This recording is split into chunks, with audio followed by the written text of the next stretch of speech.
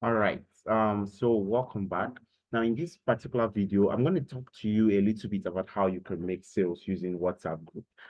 This is very, very important, especially if you're into lead generation, you're getting leads, right? So the first thing you do is get your leads from WhatsApp to come to your get your leads from Facebook to come to your WhatsApp. And so what you want to do is to sell to them using WhatsApp. And so I have had I think I've taught in close to 50 groups, 50 to 60 groups. I've sold my products in over 50 to 60 groups, if I'm correct. So I will just share with you a little bit of what has worked for me over the years that I have used in making sales a lot. Now, the first thing you want to do is number of participants. The first thing you want to look at is number of participants. You should have Ideally, I would say you should have a minimum of 300. Let me see if I can edit this. So a minimum of 300 people in your group, right? You could actually, of course, make sales with less than that. I'm not saying you cannot make sales with less than that, but I would say ideally 300 people in your group, minimum of 300 people. I would not advise you to go beyond that. Try to get a minimum of 300 people. What that does for you is that it helps you have more numbers, right? You want to have more numbers of people who you could sell to.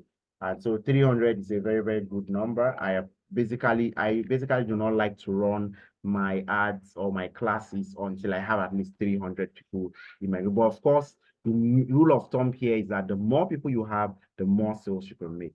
The more people you have, the more sales you can make. And so if you're selling a high ticket product, I will always advise you to have as many as 800 to 1,000 people in your WhatsApp group. And it's very, very easy with lead generation. You could get as many people as possible.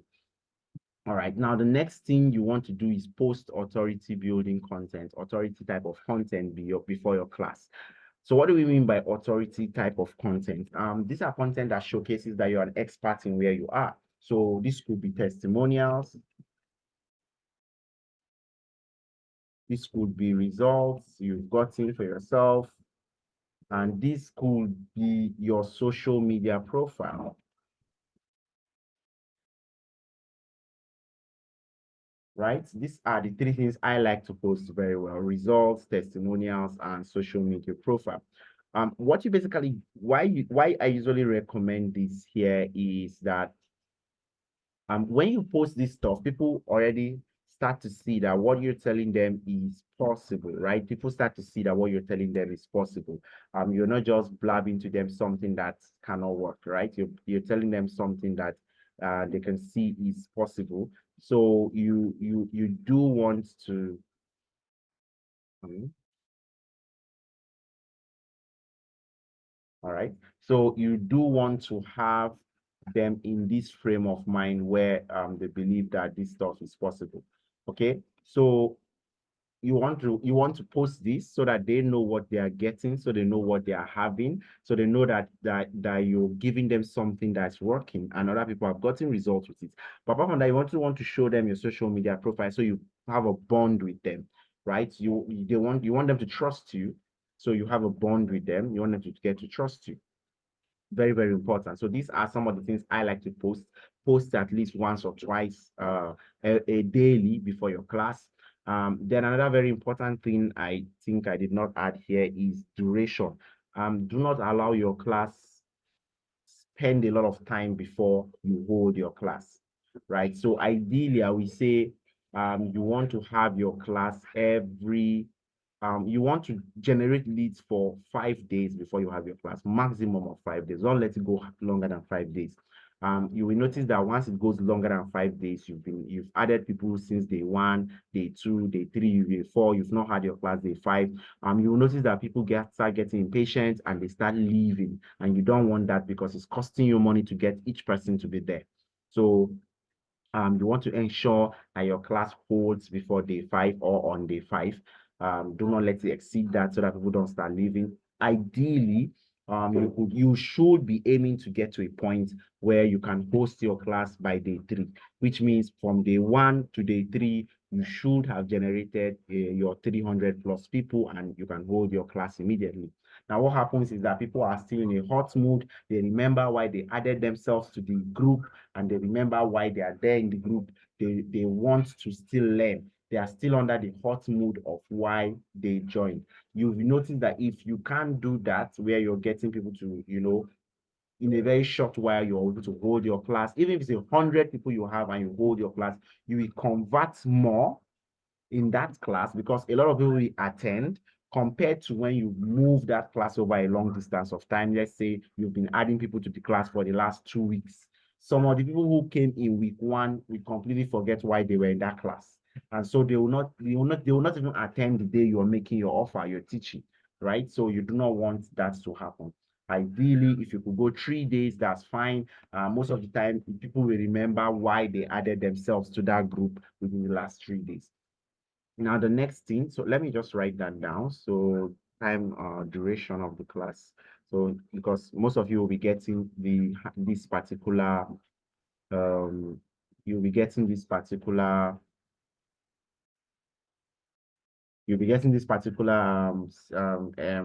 what do you call it, a slide, right? So duration before class. Sorry. Duration before class. So your duration before class should be 3 to 5 days maximum. So please avoid your classes going into 5 days, 7 days, 8 days, 10 days. It really just kills the joy. It really just makes people forget why the hell they signed up for your class. And what you will notice is people start leaving. So you don't want that to happen. Then the next thing is duration of your class, right? Duration of your class. So let me add that here. Okay. So you could spread your class over a number of days. It could be 2 days, it could be 3 days, it could be 5 days, doesn't really matter. Of course, people may buy more from you if you spend your more time. So what you could do here is something you could do that really works. If your duration before your class is going to take a long time, let's say 1 week, then you want your days, the number of days you're going to be running that class to be long, right? So that people get to attend. You want it to be long, ideally 2 days, 3 days, 4 days, 5 days is left to you. You want it to be long because this will help even people who have forgotten that they added themselves to that group. They will still come back to learn something when they start seeing the buzz that has been going on around in the class. They will still come to get something, to be a part of the class and all that. But if you are doing it for like 3 days, then you do not, if it's 3 days, you spend 3 days in building your class. Don't do more than 1 day, right? Don't have a class for more than 1 day. It's not worth it because these people are still hot. So any small thing you teach them, they are likely going to take up on your offer. Very, very important. Right. So ideally you should not teach for so long. If possible, if you can teach for 30 days, 30 to 45 minutes before you drop your offer, it's very, very good. Right. So if you're going to be spreading it over a couple of days, then keep it under an hour because you will start losing people the moment you have them to maybe for 3 days. For 3 days, they have to join your WhatsApp group every time for 3 days, or they have to whatever, join this webinar you're doing for 3 days. You're going to lose a lot of people. So you don't want to do that. You want to keep your duration of the teaching to 30 to 45 minutes, and then you drop your offer, right?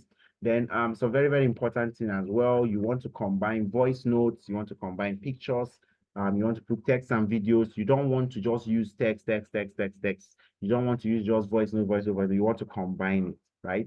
So in between your classes, you should be adding testimonials and so on and so forth. You you want to be adding all those inside it. So these are some of the things you need to take note on for you to be able to make sales with WhatsApp. In summary, I said you should get a minimum of 300 people, especially if you are spending a long time to before you run your class. So get a minimum of 300 people so you could sell more. Of course, the more people you have, the more you could make sales. Second thing I said was that you should be posting authority kind of content before your class, at least maybe once a day, twice a day, 3 times a day left to you. You could post testimonials, you could post results, you could also post, from your social media profile or direct them to your social media profile to check you out and build that bond with you. The third thing I talked about is duration, right?